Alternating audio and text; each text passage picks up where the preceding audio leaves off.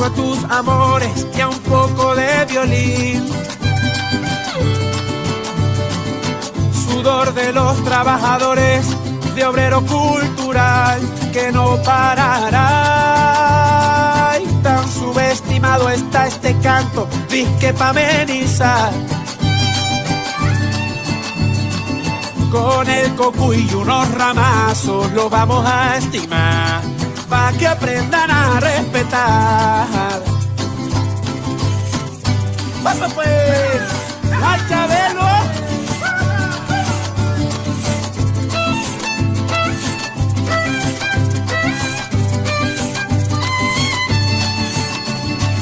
Si ya andas cansado de remodelar, entonces vente a destruir.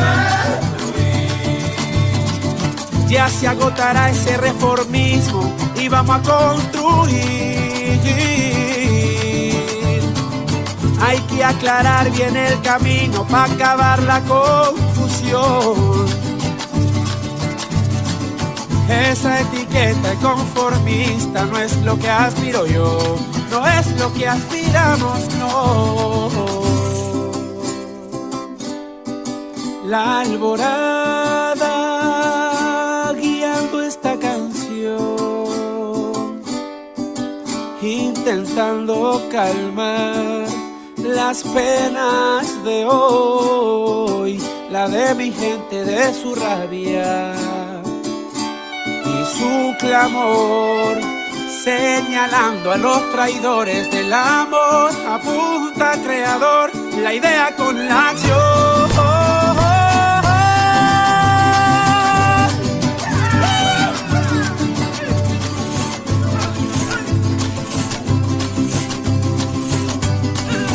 No lo vas a ver, no lo vas a ver. La alborada guiando esta canción, la canción. La alborada guiando esta canción.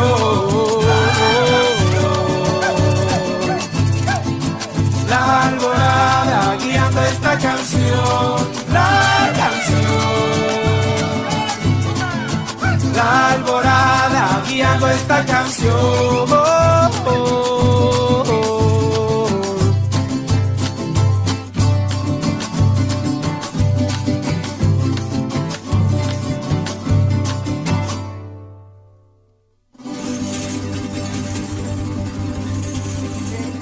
Venezuela is constantly suffering from the US government's attacks on our nation. They have tried to block our access to healthcare, to block our access to a decent quality of life. Venezuela is a country of love, of peace, of revolution. We want to live in peace. We demand that the government of the United States lift the sanctions. We demand an end to interference. We want to live in peace. We demand respect for the Venezuelan people. La alborada guiando esta canción, la canción. La alborada guiando esta canción.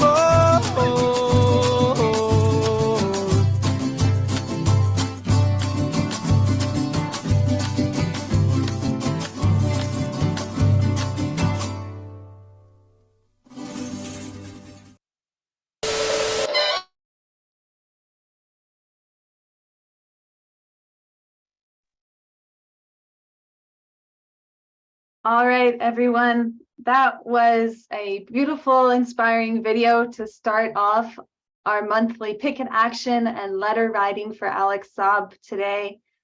Greetings, my name is Allison Bodine. I am the coordinator of the Fire This Time Movement for Social Justice Venezuela Solidarity Campaign, and also author of the book Revolution and Counter-Revolution in Venezuela from Battle of Ideas Press.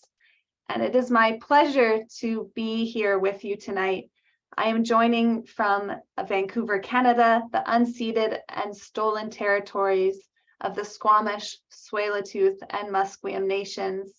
And I invite everyone here to put in the chat where you are joining us from, your demands for an end to sanctions or freedom for Alex Saab, and we can all express our commitment to end this cruelty imposed by the United States. I'm really excited tonight to be co-hosting the webinar along with Michelle Elner, who is one of the Latin American campaign coordinators for Code Pink Women for Peace. And tonight is actually the 23rd consecutive monthly picket action online against sanctions and blockade on Venezuela and demanding freedom for Alex Saab. And it is sponsored by a number of organizations, including the Fire This Time Movement for Social Justice Venezuela Solidarity Campaign, the Venezuela Peace Committee in Winnipeg, Just Peace Advocates here in Canada, and then tonight especially Code Pink in the United States, as well as many other Venezuela Solidarity organizations and individuals here in Canada. We have an excellent panel of speakers for tonight, followed by a time when we can come together and learn a bit about how to write letters for Alex Saab and hopefully get some written and ready to go in the mail to really contribute to the important campaign for his freedom. For speakers tonight, we have with us CAMILLA SAAB. Very good to see you, Camilla, the wife of Alex Saab and leader of the campaign for his freedom in Venezuela. William CAMACARO, speaking from Venezuela, but a US-based organizer who's having some internet issues, but we hope will be able to join us. Roger Harris of Task Force on the Americas, speaking from California in the United States. And then Professor Luis Acuna, the Charge d'Affaires of the Venezuelan Embassy here in Canada. It's really my pleasure to be hosting the Picket again tonight, along with Michelle, and to see us all gather again. Because we had a disappointing step in the case of Alex Saab this December. On December 23rd, just about a month ago, US Federal District Court Judge Robert Scola released his horrible decision not to recognize the diplomatic status of Venezuelan diplomat Alex Saab. This was a continued violation of international law, a continued injustice against not only Alex Saab and his family and loved ones, but the people of Venezuela, and also really added urgency to our campaign for Alex Saab's freedom. Our campaign to say no, it is not a crime to find ways to alleviate these criminal sanctions on Venezuela. It is not a crime to procure contracts for food and fuel and medicines in order to help just alleviate a bit of the suffering imposed on the people of Venezuela by the United States and their allies, including Canada. So with that news, we knew we have to, redouble our efforts, do what we can to support Alex Saab here in the United States and Canada. The most important, of course, places for the work for Alex Saab's freedom will come from within the United States. So I thank you all for joining and participating tonight, and looking forward to a really a great program as well. So I think without further ado, I will say, sorry, briefly, that Fernando Buen Abad Dominguez from the International Network in Defense of Humanity from Mexico, who was supposed to join here tonight, had some last-minute travel come up and was actually unable to join us tonight. So I hope to have him for another Picket. We look forward to hearing his words of support. But we will unfortunately not have him as part of our program this evening. Before I go on, Michelle, is there anything you'd like to say? Yeah, I just wanted to say that I am really honored to be here with you and to see that there are so many people here in the webinar, but also on YouTube and other platforms, that this is like an infinite love for Alex Saab and respect and admiration for him and solidarity with Camilla also. So yeah, I'm so honored and happy, excited to be here. So thank you. Excellent. So we will be putting in the chat the links for the live stream, which is on Code Pink's YouTube channel. It's on Facebook. We'll put those links in the chat.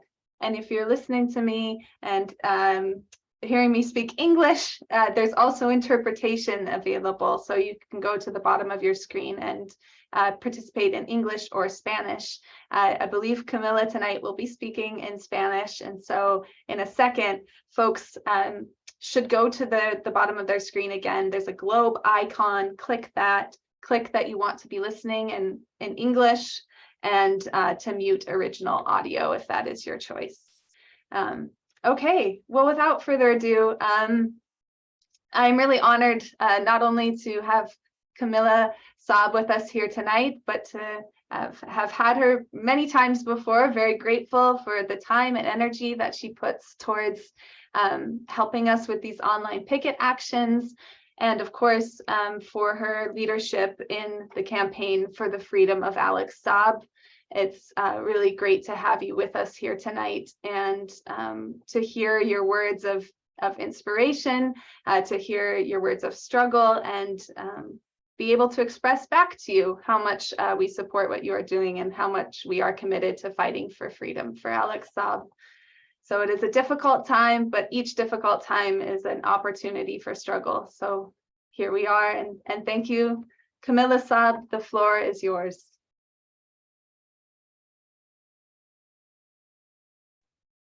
Gracias. Para mí es, Thank you indeed. It is an honor for me to be connected here, to be joining all of you. I would like to thank Michelle Erner, Alison Bodine, Roger Harris, Professor Luis Acuña, and William CAMACARO as well. It's a pleasure for me to be joining all of you in this meeting tonight.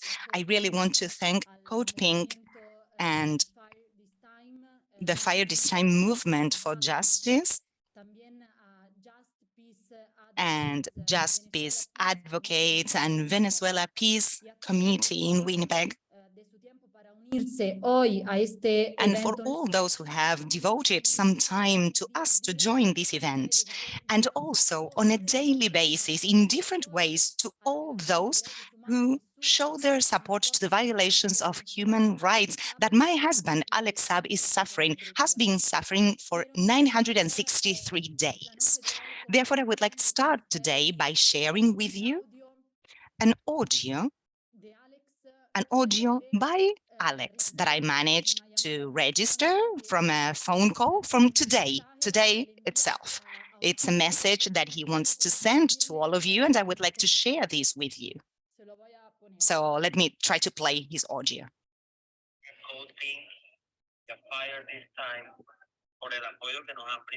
Thank you, Code Pink and Fire This Time, for the support that you continue giving us.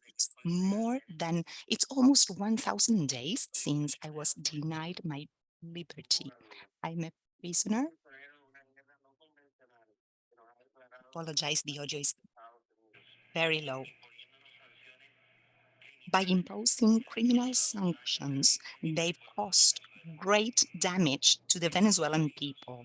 The US needs to go back to peace, to the road for peace. Venezuela is not an enemy. The political differences should not avoid keeping diplomatic and economic relations between both our nations. The government of Nicolás Maduro has shown his willingness to reestablish cordial relations with the US by mutual respect.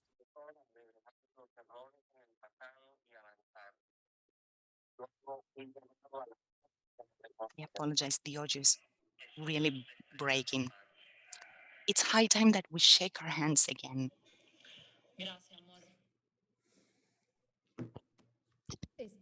Thank you, my love. I hope that you were able I hope to you see were that. able to listen to this audio. I will share it with you. I'd just like to share with all of you that Alex is my hero. He's a very brave man. For those of you who don't know, by bringing Alex to the US after the isolation he suffered and all of the psychological torture he was subjected to in Cape Verde. Another thing added to this injury is that he is forbidden from having visits other than legal visits due to the sanctions. There is a prohibition for him to have family visit, which is a right for everyone, and it's also a right for diplomats. Alex has been subjected to processes of isolation, of psychological torture, of extreme cold, to the point that it's even a torture for him to visit his lawyers in the US. The only way that has allowed us to bring some warmth to him, that has allowed us to share his view, his thoughts, has been through letters that have supported us through the entire painful process that he went through in Cape Verde and that he is still going through. The initiative today, we feel it as a warm greeting and a struggle against those who have tried to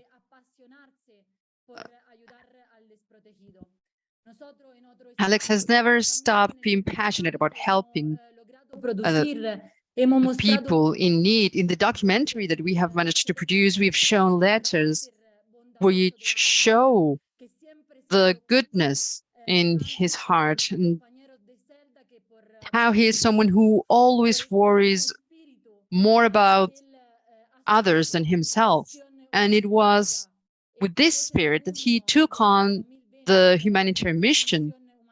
This was his third humanitarian mission in the year 2020, and it was with this spirit of support in Venezuela. He always called for peace and for understanding. We have, in different moments, shared the case of my husband, Alex, from arbitrary detention to the violation of his human rights, his family's rights, and diplomatic rights. His diplomatic immunity has not been respected. The Vienna Convention has been violated. And the reply of the judge, as Alison shared before, is clearly politically motivated. And we saw this December 23rd in 2022. Let me read here a fragment of this. I have printed the decision of the judge where he states that this ruling is not in conflict with the US responsibilities under international law. And in fact, it should be understood that these responsibilities extend to the acts and in representation of the administration of Guaido and not the illegitimate regime of Maduro. The ruling also states, here we can also read that Alex, that the regime from Maduro has been is considered illegitimate. So any claim for diplomatic immunity from a member of the Maduro regime should also be considered illegitimate. So this decision is shamelessly political. This is an injustice against Venezuela. This is made evident not only by this decision, but also by the former Secretary of Defense, also Elliot Abrams, in his email exchange with Mike Pompeo, and now also in Mike Pompeo's latest book. I also printed here a fragment of Mike Pompeo's book where he confesses. I called the general attorney and he is arranged for our ambassador in Cape Verde to start the proceedings necessary for extraditing Alex Saab. No country can interrupt such a conflict, and no one can convince a small nation to stop the extradition of Alex Saab. That is what he says. This was terrible. What we see here is the confession of how they convinced a small nation, a powerless nation such as Cape Verde, to kneel and to surrender Alex. Going back now to the issue of the letters, we have received many letters from the people of Venezuela that have infused us with strength in the most difficult times. Letters have been a fundamental element of the struggle. And it hasn't been easy to reach letters to Alex because many of the letters have been sent back. We have sent them again, but this initiative that we are taking here today shows us that Alex isn't alone in the world and that Venezuela isn't alone in the world. He's not suffering alone. We as a family are not suffering alone. We're all together. We stand together. And here I have with me a few of the letters I received during this year. These are the letters that I received from the people of Venezuela. We have letters, drawings from children from all over the country of Venezuela. And I want to really thank you all, because all of us are connected one way or another. Who hasn't had someone die due to the lack of difficulties to access to food or to medicine?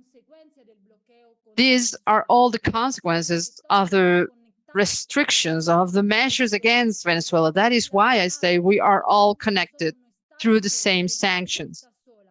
It's a shame, but we know that we are not alone. We know Venezuela isn't alone. I want to thank you all for your support. I want to ask you to not stop, that we all continue adding and joining our voices together.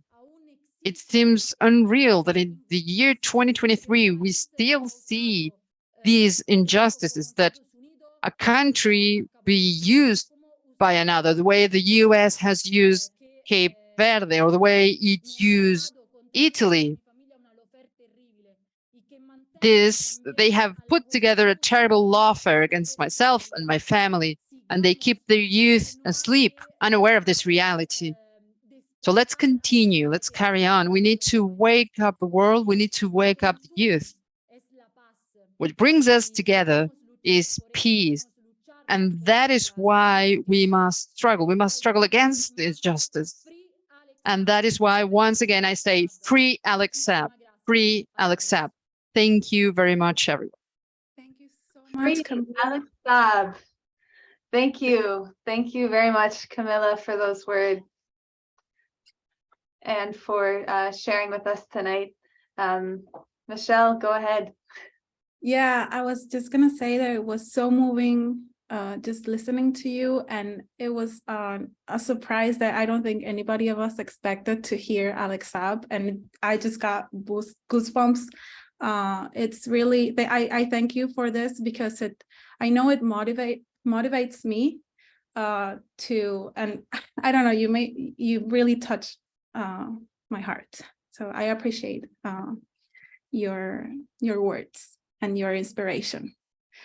So next we have William CAMACARO. William is the board, it's a US-Venezuelan organizer. He lives in New York City, or living in New York City. He's an organizer too with the Alliance of Global Justice, AFGJ, and founder of the Alberto Lovera Bolivarian Circle. He's a senior research fellow at the Council of Hemispheric Affairs, COHA, and he's joining today from Venezuela. He's also leading the campaign for the freedom of Alex Saab here in the United States. So welcome, William. Can you hear me? Hello? Yes, we can. Yes, my internet connection is not very good. And right now, Carabobo State, in a small town called Barrera. It's a little part. And it's a country. It's a little town, the countryside, and my internet connection is very bad. So I will be very brief.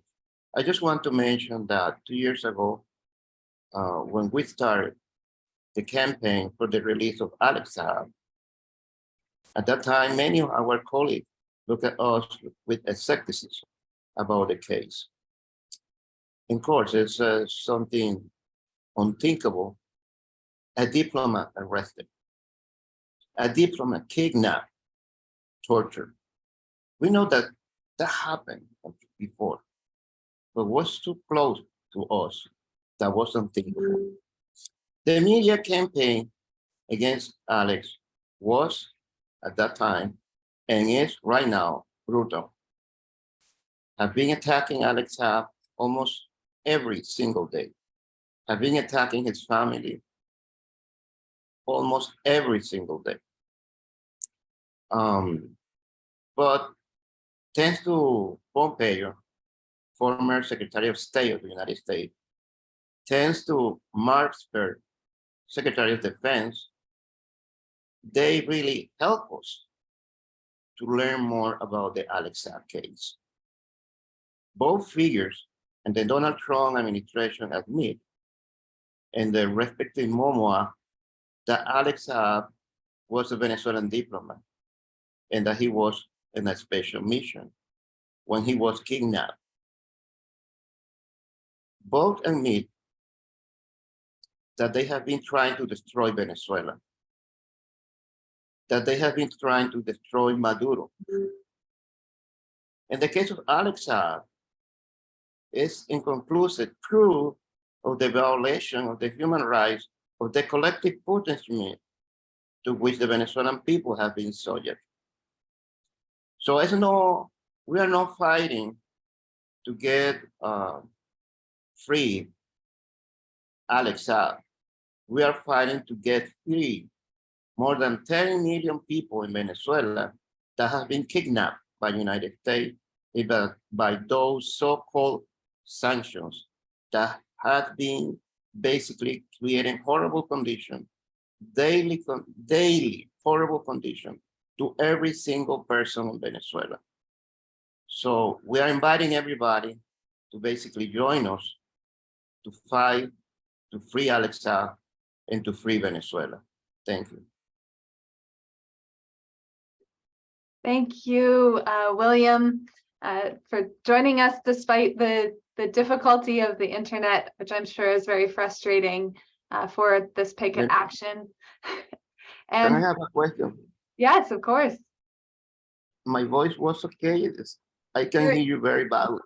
Your voice to us is very clear. Okay, but your voice is very strange here. Okay. Uh-oh. It was excellent. So thank you, William. And William has been working to organize events and actions on the streets in the United States from Miami to New York City. We hope to hear more about those activities coming up, and also working to bring visits to Alex Saab. So a bit later, I will announce an event, but there is two lawyers that were able to visit Alex Saab. We heard earlier from Camilla. Camilla has not been able to visit Alex Saab in prison, has only had these brief conversations over the phone, which definitely, yes, a big surprise and so heartwarming to hear Alex's voice today. But also, Alex has had very few visitors in general. And so William's been working to get Alex Saab more visitors and build the campaign in the United States. It's great to have you here. And we look forward to our continued work together on this. And as you've said, and its direct relation to the sanctions and blockade of Venezuela, which has been imposed by the United States and their allies, including Canada. So to give us a bit of that context today and to help understand exactly why the US government has attacked Alex Saab, arrested and detained him, and why the US imposes sanctions on Venezuela. We invited Roger Harris, who is a board member of the Task Force on the Americas, which is an anti-imperialist organization that's been organizing and advocating for human rights for decades. Roger was one of the activists of a handful who were able to be present in the Miami courtroom during Alex Saab's hearing regarding his diplomatic status in December. And I've had the honor to be with Roger a number of times in Venezuela as well. So Roger, the floor is yours. Welcome. Thank you, Allison, and thank you, Fire Next Time, for hosting this. Code Pink, thank you, Michelle, and thank you for the nearly 100 people that are on this picket line, because I know that this picket line is saying in one voice, free Alex Saab. It is a tremendous honor for me to be with you and to be with a very distinguished panelists. Some people are behind bars because they've done something wrong. Alex Saab is imprisoned because he has done something right. So what does that make Alex Saab? That makes him not a criminal, but it makes him a political prisoner. He has been incarcerated by the empire for today 963 days. He was responsible for bringing humanitarian supplies to the people of Venezuela in legal, underlined, legal international trade, but in contravention to the illegal and inhumane US blockade of Venezuela. The US revealed its unlawful nature by resorting to the extraordinary rendition of Alex Saab for merely bringing humanitarian supplies to Venezuela. This is a fully legal act according to international law, but one that was defined illegal by the United States. So let's talk a little bit about the US blockade, because that's what this is about. Venezuela is among 36 countries in the world that are illegally sanctioned by the United States. They're sanctioned because they have not bowed down to the empire, to the will of the United States. That's 1/3 of humanity that are sanctioned by my country. People are dying because of these sanctions, because of lack of medicine and food. It's been documented that well over 100,000 Venezuelans have perished because of this blockade, a blockade that Alex Saab has worked to break. Largely due to illegal US sanctions, the United Nations calls these unilateral coercive measures.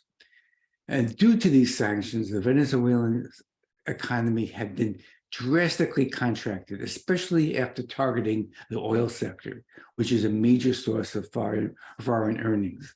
Under the leadership of Nicolas Maduro, the democratically elected legitimate president of Venezuela, there's been a turnaround in the economic situation in Venezuela, but they are still far, far away from getting to a situation where they were economically in a pre-sanction period. There is still widespread suffering, I guess is the simplest word to say. The attempts of the Venezuelan government to access its gold reserves abroad have been foiled.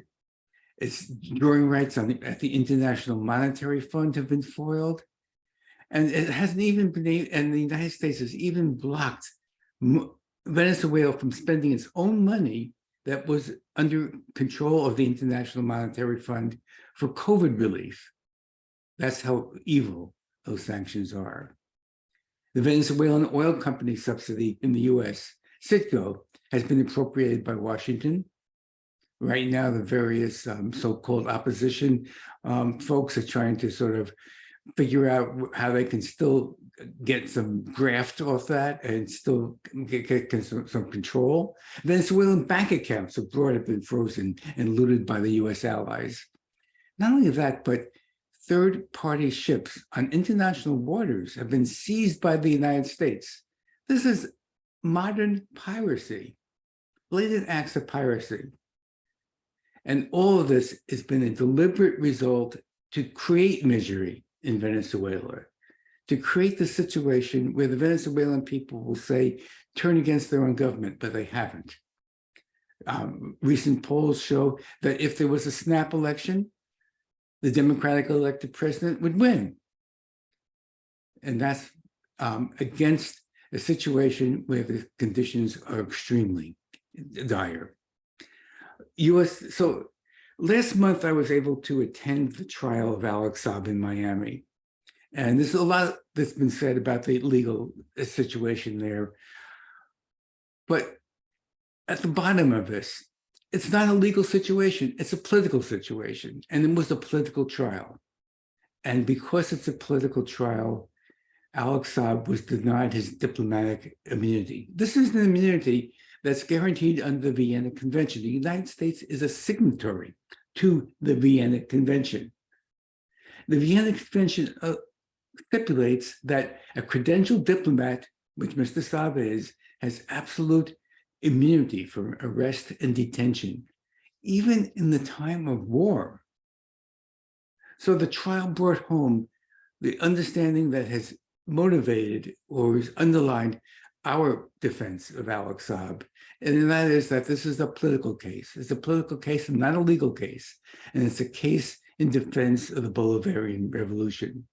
The kidnapping of diplomat raises dangerous precedents in terms of extraterritorial judicial abuse.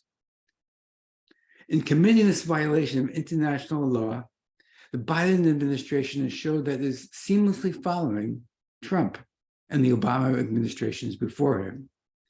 They try to justify legal sanctions on the incredulous grounds that Venezuela poses a, quote, extraordinary threat to the national security of the United States.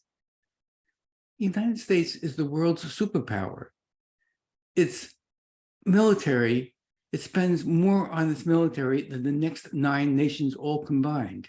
How could Venezuela possibly be an extraordinary threat? But there is a grain of truth in that. Venezuela is an extraordinary threat because it represents the threat of a good example that the United States wants to quash. It shows what a different world can be, a world that is not dominated by the US empire. And so let me quote Forbes magazine. Some of you may be familiar with that. It's a mainstream media magazine in the United States, tends to be very conservative. Its byline is the tool of capitalism, something like that. And it represents the understanding of what I would say the US bourgeoisie has of the Saab case, because it's important. It reveals what they're thinking. They said that Alex Saab is, quote, the key that unlocks the Venezuelan monetary mystery, how a country facing sanctions is still able to survive. And that is why they're after Alex Saab. In other words, the United States kidnapped Alex Saab to extract sensitive information from him. And Alex Saab, to his credit, and under torturous conditions, has not revealed that sensitive information. Unlike most prisoners, Alex Saab has a get out of jail free card. Anytime he would want to sing and be a state witness and cooperate with the United States, I am very confident that they would let him free. But instead, he has been loyal to the Venezuelan Bolivarian Revolution. So the United Nations has repeatedly condemned the use of unilateral coercive measures as a violation of international law. The UN Human Rights Committee has explicitly demanded the release of Alex Saab. And to sum up this presentation, Washington kidnapped Alex Saab because he was instrumental in circumventing the illegal blockade of a country targeted for US regime change, which is precisely the reason why we must free Alex Saab. Thank you very much. Thank you, Roger Harris. That was a great summary of his case of Alex Saab. and really the motivations behind the United States campaign against Alex Saab and against the people of Venezuela. I think that's important for us to, as we've been doing, keep a focus on when we talk about building a campaign for freedom for Alex Saab, that we need to be able to explain to people that despite the fact that international law is on our side, that human rights and justice is on our side, the case of Alex Saab is a political case. And that's why we need so much for people in the United States to express their dissatisfaction with the imprisonment of Alex Saab and to mobilize for his freedom. So thank you for that and for all of your writing and contributions to the campaign for Alex Saab. I also wanted to raise some of what some folks have been posting in the chat, which has been, a lot of support for Camilla, and especially gratitude to be able to hear Alex Saab's voice today. And also someone reminded us that there is growing international support for Alex Saab. CELAC met recently in Buenos Aires, a coalition of Central American and Latin American governments. And they expressed support, for example, for Alex Saab and for his freedom. So very important. Thank you for sharing. To close off our panel for tonight, we do have greetings from Professor Luis Acuna. Professor Luis Acuna is the Charge d'Affaires for the Venezuelan embassy here in Canada, but continues to do his work as the Charge d'Affaires from Venezuela due to what has been a breakdown in relations between the government of Canada and that of the democratically elected government of Venezuela on Canada's part. Canada has, of course, stood with the United States as they've continued to recognize the illegitimate government of Juan Guaido, and is with the United States in this perplexing and hypocritical mess that they now are in, now that Juan Guaido is, not even ahead of the official opposition in Venezuela. So we hope that continues to be difficult for the government of Canada and untenable for them to maintain this sort of relationship with the democratically elected government of Venezuela. And we fight for the normalization of relations between the government of Canada and that of Venezuela. And we continue to appreciate the presence of Professor Luis Acuna to connect with us, even though he is stationed right now far away, and to share his insights and perspective. Professor Luis Acuna was also a longtime fighter in the Bolivarian Revolution, a former governor of the state of Sucre, and has stood for a very long time for just causes. So thank you, Professor Luis Acuna, for making time to be with us once again, and we look forward to your greetings here tonight. Hello, Alison. Hello, everybody. I just want to thank you. As you know, we appreciate very much this webinar that has been going for 23 months in a row. And we do appreciate that so many people join the webinar, and we appreciate people like Roger Harris, Michelle Elner. Today we have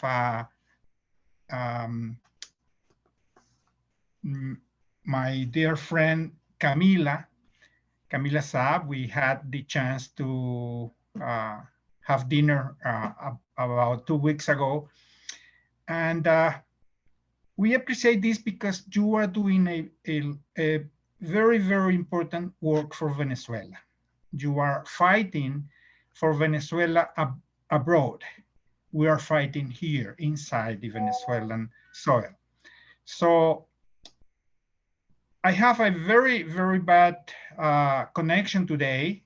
If I keep going, I mean, if it stops, it's because the connection fails. But I don't want to miss thanking everybody for the work you are doing. Those people who are joining today were able to know from Roger Harris how things are going, and were able to know from the voice of Camilla Saab how hard is the life of the family, the life of Alex Saab for doing good things for Venezuela. As Roger said, he's not a criminal. He's not in jail because he's a criminal. He's in jail because he did good things for Venezuela. And in the US, they don't like people doing good things for Venezuela. We are having hard times, as William said. Since January, the government started doing very hard pressure over our currency, and things are hard today for the people of Venezuela. But we will keep going. We will keep, fighting as much as we can. And I know that Presidente Nicolás Maduro is doing the best for this country. It's not easy. We are living today with 1% of the income of the country that we used to have. 1%. You can't imagine how hard it is to run a country with 1% of what we used to have to run it. We are talking about $370 million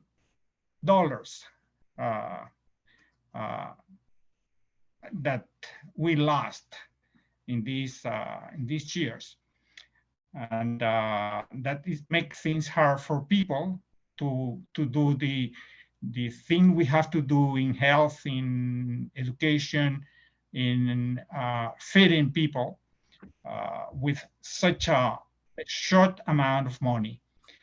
The US keeps the sanctions exactly the same as they were before. At this moment, a company has the possibility, a US company has the possibility to bring oil to the US. But that's a good thing for the US. They did that because they need the oil, not because they want to help Venezuela. As a matter of fact, there is not much help in that. We have to go through too many procedures to do that, sending that oil to the US.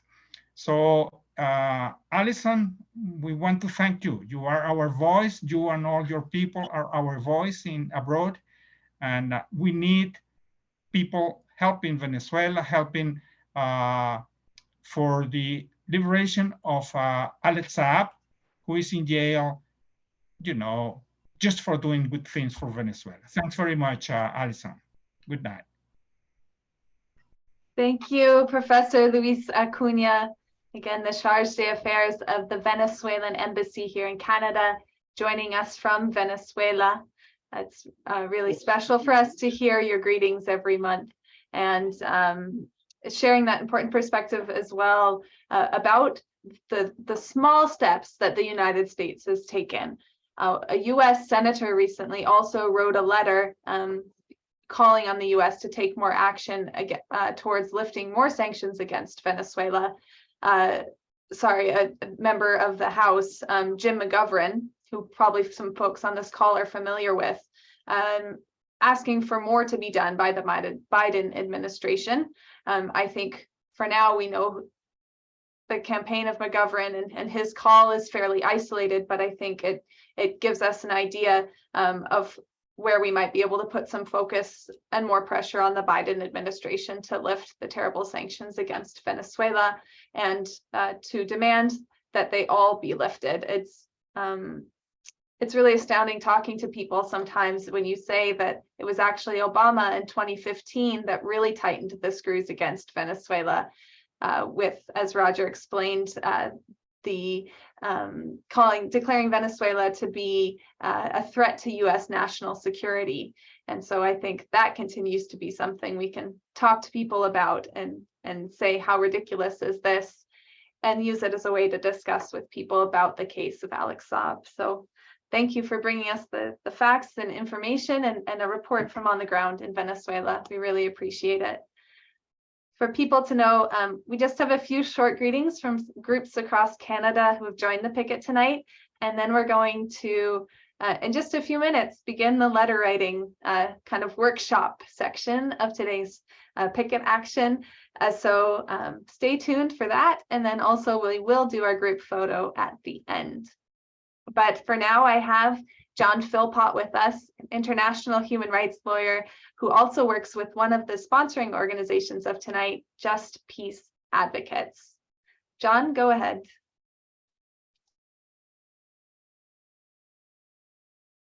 We can't hear you. I know. Oh, okay. Very good.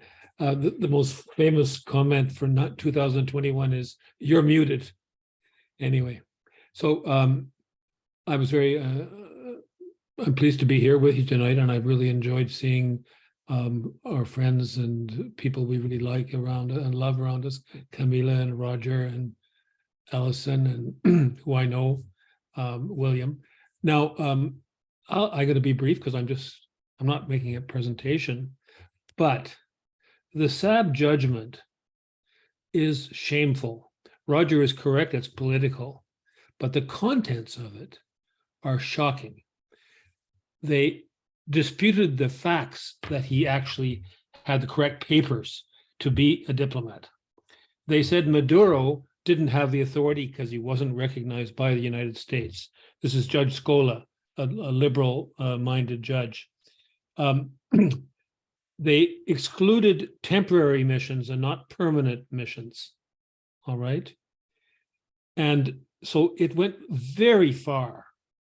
And the judge did everything to make it hard to appeal. I'm a Canadian lawyer, so I can't comment on the appeal and how they're handling it, but it's a really big mess. Last weekend, I was in New York City, and the People's Tribunal judging US imperialism for the international sanctions regime, some people call it unilateral coercive measures, had its launch. And about every 2 weeks, it was a public hearing about sanctions for terrific speakers. Too much to get into it, but for about every 2 weeks from now until July, there are online hearings about sanctions, and what Venezuela is suffering is being suffered by Syria, Iran. I'm not going to get into all the details, and you'll have a chance to actually, I was sticking to my chair. I was learning so much last Saturday. So I'm going to send Allison the list of hearings where you can register. And Carlos Ron spoke at this meeting. And 25th and 26th of July, I think those are the dates, the final open in-person hearing of this tribunal with eminent jurists will have a hearing on Venezuela and render a judgment. So it's really important to look at the overall form of sanctions war or economic unilateral commercial measures war, because we have Cold Wars, we have nuclear wars. Alex Saab, a nuclear war, said to the lawyers last week who visited him, nuclear wars, it's maybe not so bad. It's all over. Economic wars, you feel it every day. So I invite you to join into this overall campaign against sanctions, which obviously focuses and will focus on the problems faced by this political prisoner kidnapped in Cape Verde, Alex Saab. Thank you. Thank you, John. And the People's Forum and Tribunal, Owen did put a link in the chat, so you can see it at sanctionstribunal.org for information on how to register and participate in that action. Thank you for announcing it. And yes, let's work to build and support that important action alongside our other work. Thank you. So next, I have Andrew Barry, who's joining from Vancouver's Anti-War Coalition Mobilization Against War and Occupation. Andrew. Thank you, Allison. I think when we've discussed before about the historical context of the United States and Canada and the negative role that they've played in Venezuela and in Latin America in general. And I think it's important to put the context of what's happened against Alex Saab, who, if we look back in history, is a representative of someone who's stood up against the colonial nature, against the imperial nature of whether that be Spain, United States, and Canada, who are acting in the interests of a rich elite, who are doing what they can to suppress and put Venezuela back under its thumb and to return it to a colony that they wish to control it by. And Alex Saab is someone who today, yesterday, and tomorrow and in the future will be someone who stood up, who put his life on the line, and is still today fighting for the truth, fighting for people in Venezuela, for what they deserve, for the dignity they deserve, and for basic human needs that people in Venezuela were starved from getting by United States sanctions, by United States blockade. And as an anti-war organizer and an anti-war activist, I think it's important to make sure that that connection is constantly made, because Alex Saab was fighting for not just poor and oppressed people in Venezuela who are under attack from United States sanctions and blockade and war, but for people all over the world. The United States is doing the same criminal activity of war, of blockade, of sanctions, of drone killings from Venezuela to Honduras, to Haiti, to Iraq, to Afghanistan, to Yemen, to Palestine. It's something that I think it's very necessary for us to connect always, is what Alex Saab meant, not just for people in Venezuela, but around the world. And he's someone that must be freed. And it's encouraging to see that constantly, month after month, the word and the voice of someone like Alex Saab is getting spread wider and wider. And I think it's encouraging to see, and it makes our work more important in making sure that enough voices hear about who Alex Saab is, what he did, and we will continue to fight for his right to be free and returned home to Venezuela with his family. Free Alex Saab. Free Alex Saab. Thank you to Andrew and to everyone who participated in the panel here tonight. We'll go on to the next section of the program, and then if folks are still around, ask for some closing remarks. But a big honor and thank you to CAMILLA Saab, the wife of Alex Saab, Roger Harris, Professor Luis Acuna, William CAMACARO, and to all that gave greetings. I wanted to just announce one event, and then we're going to have some announcements from Michelle as well about important actions we can take, and then we'll go into our letter writing. I'm going to announce an event taking place on February 16th. So in just a few weeks, where there's going to be an event regarding Alex Saab, kind of a report from the lawyers, the two lawyers that were able to meet with Alex Saab last week. They are going to be speaking from on Zoom about their experiences and about the case of Alex Saab. The event is organized by the National Lawyers Guild and the International Association of Democratic Lawyers. 4 p.m. Vancouver, 7 p.m. Toronto time. I will put that link in the chat for everyone. And Michelle, the floor is yours to announce another way that people can take an action tonight. Yeah, thank you so much. Well, I want to first of all thank all the panelists. I haven't had the chance to say that. We can all agree after this webinar that Alex Saab is clearly a political prisoner, and there's no doubt about it, because this is not new. This is a US playbook, right? The US has already gone against key figures in Venezuela, including the president, who has a price to his head right now, President Maduro.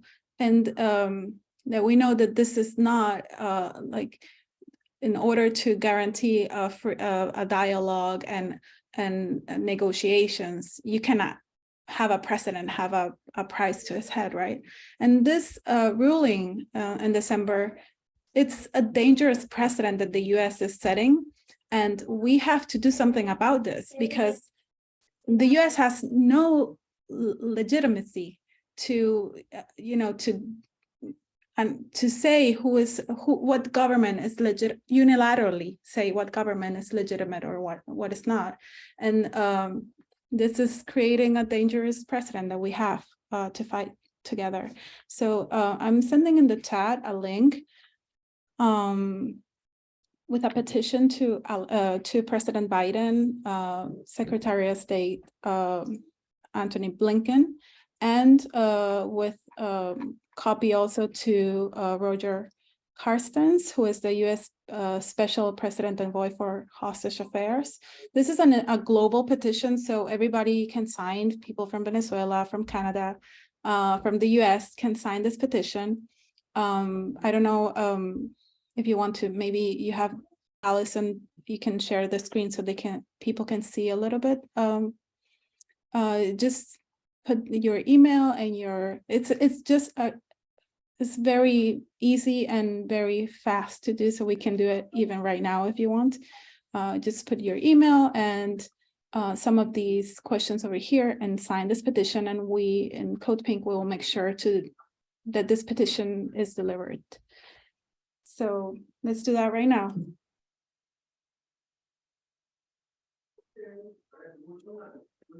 Done. So that's very easy to do. So I hope that you can all join in this action. Thank you, Allison. Thank you, Michelle. We will continue sharing that petition and sending those off to everyone that you mentioned that should know that there are people around the world that are working to demand Alex Saab's freedom and fight for his freedom. So now we're going to go into the letter writing workshop part of the session tonight. Some folks on here maybe have already corresponded with Alex Saab, others have not had the chance to yet. So we wanted to first, Michelle is going to kind of walk us through what that means and how to go about it. I'm going to share a bit of my experience. I did write a letter to Alex Saab and received a reply back as well. And then have a little bit of time, maybe listen to a song while people dress their envelopes or get ready. And then we'll go through and do a group photo for tonight. But Michelle, did you want me to display the images, or are you ready? Yeah, I think you have access, yeah. Okay, let me get that all set up here. Okay. Yeah, so basically these are like the rules to sending a letter to Alex Saab. First of all, it has to be via the US Postal Service, because if not, it's going to be returned. It cannot be a UPS or other couriers. So if you're sending this from Canada, I think Allison told me that it's going to go through US Postal Service, so there's no problem there. The envelope has to be really a standard envelope. It cannot be like a hard stock envelope or with bubble envelopes, because the package will be returned immediately to the sender. Then the mail should be written in English or in Spanish. You have to know that all the correspondence will be opened and examined and read by a designated staff. Incoming correspondence that is inappropriate for them, it's going to be rejected. You can send photographs. So if you went, I don't know, to a rally with all your friends and people supporting Alex Saab, you can send those, but it cannot be a Polaroid. It has to be a regular photo.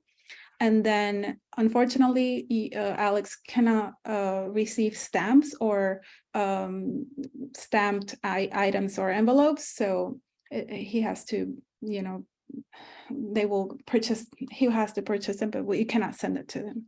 So I just want to go to the next page so you can see how it has to be, the envelope has to be in order to be accepted. Yeah, if you can go to the next page. Yeah, so it, here, it has to be your name and your whole return address. If it's not complete, they're going to send it back, or they're not going to send it to him. And the Alex Saab and the address and the post, the stamp. I'm going to send here in the chat the address. So you can just please write it down right now. So when we are writing our letters, you can do this in the envelope. There you go. And then let's start doing this, right? Allison, you wanted to maybe put some little music or something? Or, yeah. Yeah, we'll go back to the we'll go back to this main slide, and Az is going to share it a little bit fuller screen so everyone can really see that there. And then we'll get some music going. Thank you, Michelle. I'm going to stop sharing.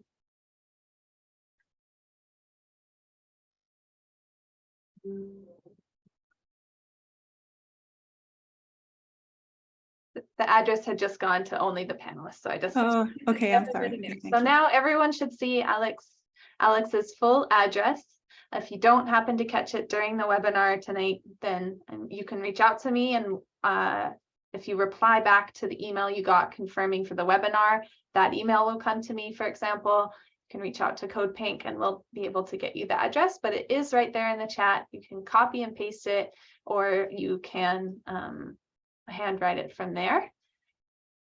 And we'll just go ahead and put on some brief music. But before we do that, I just thought I'd share an example. I know Michelle said that we might have a drawing that's being produced right now that's going to go off to Alex Saab, but of course that's also an example. Yeah, I was good. My daughter was right now. She was drawing a painting for Alex. She just went to his grandpa right now, but she started doing it. I don't know if you can see it, but she started drawing it. Sounds good. And Michelle, Alex is asking, does it have to be handwritten? I don't think so. Yeah. What it cannot, I think I cannot, what I've read, I cannot do is like highlight things. So just as simple as possible, basically. But we're not seeing any rules that say that it has to be handwritten.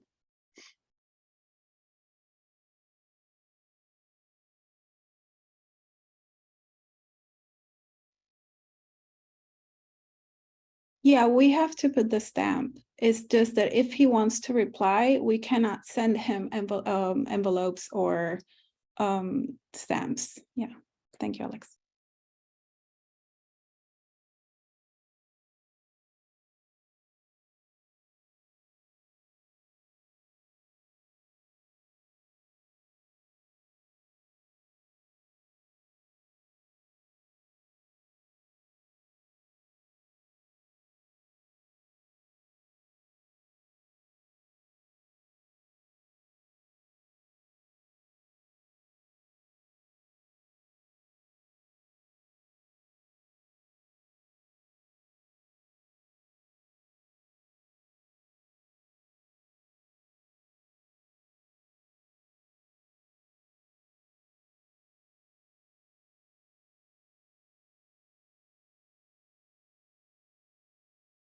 Michelle, Alison, quisiera añadir que la carta. Alison, Michelle, I'd also like to add that the letter can be handwritten or it can be printed.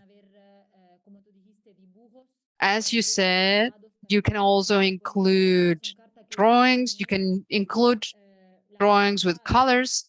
This is a letter, for example, that I scanned, and they accepted it. There's a drawing here. You can see it has some colors there. This is another drawing he received. And this is a kid who sent him a drawing. They also accepted that. They always include here the place the letter comes from, the name, the date. And it can't, well, keep in mind the letter will be read before it's delivered to him. So it should be as simple as possible.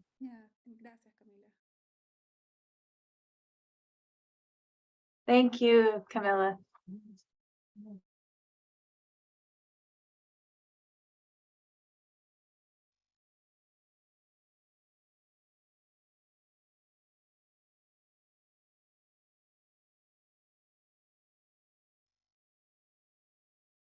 I also wanted to add that maybe if, I don't know, someone from Venezuela or something wants to send him something and, you know, it cannot be through the US Postal Office, just reach out to me. I'm going to put my email in the chat and maybe I can just print whatever you send me and send it from my here. So.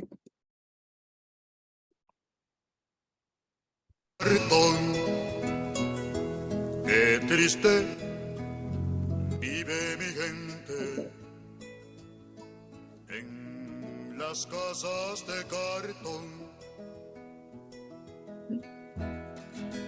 Viene bajando el obrero, casi arrastrando los pasos por el peso del sufrir. Mira que mucho sufrir. Mira que pesa el sufrir. Arriba, deja la mujer preñada. Abajo está la ciudad y se pierde en su maraña. Hoy es lo mismo que ayer. Es su vida sin mañana.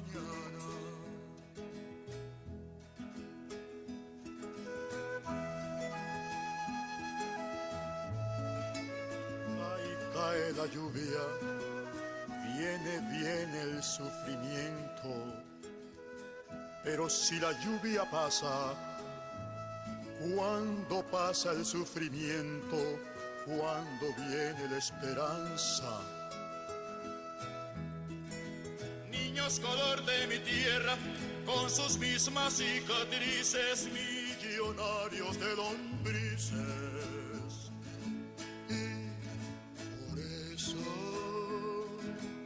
Tristes viven los niños en las casas de cartón. Qué alegres viven los perros, casa del explotador. Usted no lo va a creer, pero hay escuelas de perros y les dan educación. Pa' que no muerdan los diarios, pero al patrón hace años, muchos años, que está mordiendo el obrero.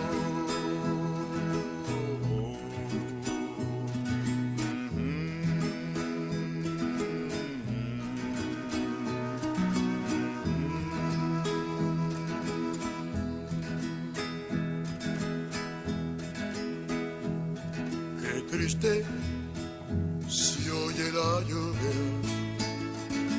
en las casas de cartón. Qué lejos pasa la esperanza de los techos de cartón.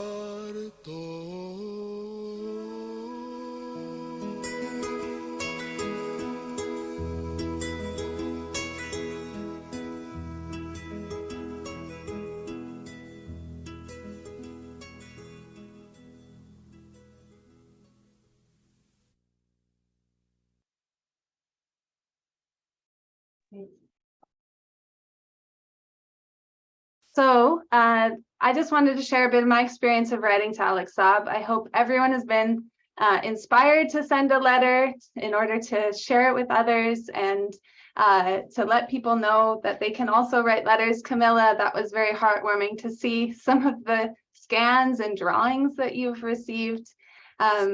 What a beautiful show of solidarity, especially for someone Like Alex Saab, who has been unable to see loved ones, friends, family, really anyone but a handful of lawyers since he was imprisoned in the United States, but also faced torture and was held within Cape Verde too. So it's really been a very difficult nearly 3 years of time. And so these letters, I hope, will help lift his spirits.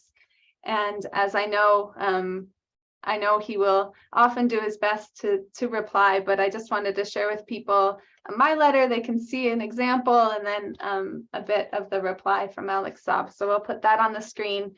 Then we'll do some closing comments and take our group photo for today.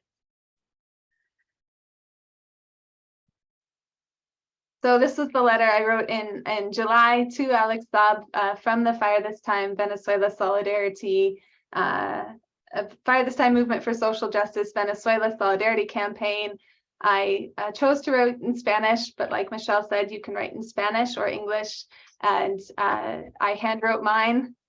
It's good to know they can be typed because sometimes that is more difficult. But there is the letter, and it was printed on one page and then put in a simple envelope and mailed to Alex Saab. We go to the next slide. I was really honored to receive a reply from Alex Saab, who sent a reply back to me, thanking me and all members of the Fire This Time Movement for Social Justice and others that had gathered for the monthly pickets for our work. And also, shared some words I'd like to share today. He said, unilateral coercive measures are the cruelest forms of violence with which a nation can be subjected. Venezuela loves peace. The people of Venezuela are noble fighters. The mission of a few will not be above the will of a people. We have resisted and we will continue so that all of us will emerge as successful and stronger as a nation and as human beings from this blockade. Social justice must prevail if we want a better world. I am infinitely grateful for the support provided by Fire This Time Movement for me, my family, and our beloved Venezuela. I hope to receive you together in my house with my wife and children. A strong hug, Alex Saab. So that was an honor to receive from Alex Saab. And of course, I hope that my letter contributed to the many more that he's receiving shows of support and solidarity. And, don't worry too much about spelling mistakes and different things. If you are able to send a letter, do, and it will mean a lot. So we'll go ahead and put the information in the chat again in case anyone missed it for the address. You can go back in the video links and see the helpful slide that was put together with some of the rules about how to send a letter to Alex Saab, and there's the address again. And I wanted to see if anyone had any kind of closing remarks.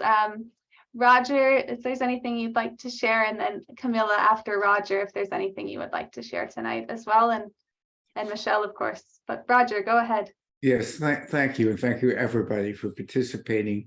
I wanted to make a few really frank remarks, and particularly addressed to the solidarity movement. I want to thank the Venezuelans on the panel because you've really been inspirational for us. And your resistance has been inspirational. But we have to understand as a solidarity movement that they need our support. They need us to take the boot of US imperialism off their necks. A better world is possible, but what is the alternative? A better world is not inevitable. So what would it look like if Venezuela failed, if Cuba failed, if Nicaragua failed? Well, we know what that would look like because we've seen countries that have had the so-called beneficence of US imperialism help them. A perfect example is the proud country of Haiti, which in 1804 had the first successful slave revolt in the hemisphere and in the world. but that country has had the United States occupy it and to determine its future. And right now, they don't even have a president. The last elected officials in the Senate have actually left the country. That is what would happen if Venezuela fails. It would look like Afghanistan looks like today, Libya. It looks like Syria. These are the countries that have been forced and defeated by US imperialism. So it is very important that we make sure that the examples of these countries that are striving for socialism succeed, not for their sake, but for the sake of humanity. So thank you for letting me make those final remarks. Thank you again, Roger Harris, for joining us. Camilla, is there anything you would like to share? Thank you for staying with us tonight. Quiero agradecer una vez I más. would like to thank all of you once again for being here tonight. It's been an honor for me. So I really want to thank each and every one of you for your support. You really fill me up with hope. You fill Alex's heart with hope in such a difficult time as it currently is. It's very inspiring for myself, for him. I really want to thank the Free Alex Saab movement that is present here, and you have accompanied me throughout these 2.5 years of struggle. I would like to thank all the movements that are present here, by this time Code Pink, and I want to repeat to say that these letters are actually a demonstration, a proof that the Venezuelan people is not alone, that Alex is not alone, and that we need to continue denouncing all these injustices. And as Alex said, peace is the way ahead. Free Alex Saab. Thank you all very much. Free Alex Saab, thank you. Michelle, do you have any closing words you'd like to say? Not really, just say thank you so much to all of you for being here. Thank you, Camila, for taking your time and thank you so much for that audio. It was really like a gift for us. And yeah, I'm still writing my letter and hope that you all do the same. So, and yeah, I want to just repeat, if somebody wants to send an email, a letter, and cannot do it from Venezuela, please contact me and I will do it for you. Thank you. Tonight's action was the 23rd monthly picket action and a letter writing workshop for Alex Saab, organized by the Venezuela Peace Committee in Winnipeg, the Fire This Time Movement for Social Justice, Venezuela Solidarity Campaign, Just Peace Advocates, and Code Pink. We will be having the 24th, so 2 years of monthly picket actions in February. Watch your email for the registration link and for information about joining that action. And please join the other actions that were announced in the chat and share with everyone you can the important petition launched by Code Pink today. For closing, we're going to go ahead and invite people to turn on your cameras. So you should receive a message that says promote to panelists. It asks you if you would like to be a panelist, and you say yes if you would like to turn on your camera and join us for a group photo tonight. We have people here from Venezuela, the United States, probably some countries, Belgium, I believe, maybe some other countries. And so I really encourage people, if you're able to, go ahead and turn on, accept that invitation and then turn on your camera.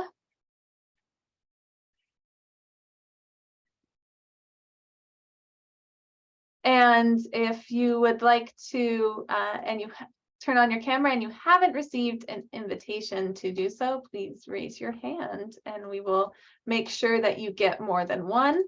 And it's very good to see everybody, faces. I will also say thank you to our interpreters for tonight. In a second, we'll turn off the interpretation so we can all unite our voices together and demand freedom for Alex Saab. But Thank you to Anna and to Laura for joining us and helping make this webinar fully bilingual.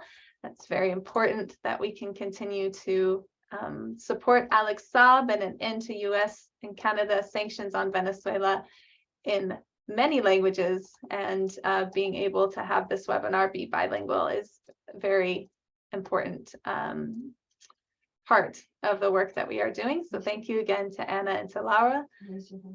Again, raise your hand if you haven't received the invitation. It looks like we got a lot of people waiting. So it'll just take a few minutes to get everyone upgraded that needs to.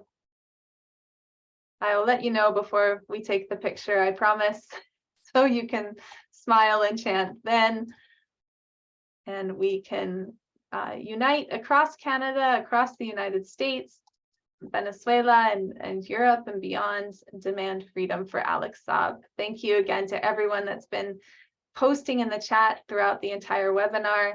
And I know that you are